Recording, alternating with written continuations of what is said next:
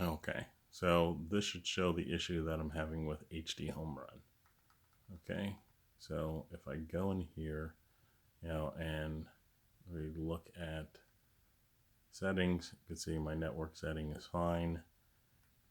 I've got a 5G connection. If I go into the apps, come on.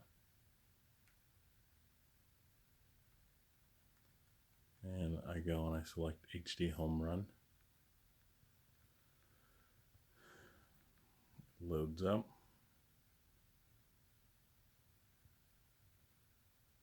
I'll play.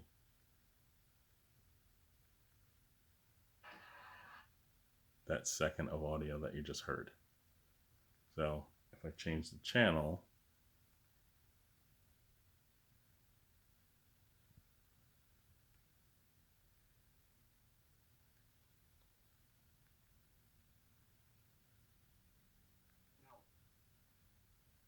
again, you get that second of audio and then nothing else after that.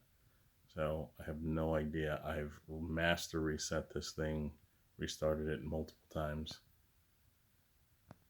Okay, so now if I go into YouTube, and play some of these HD trailers,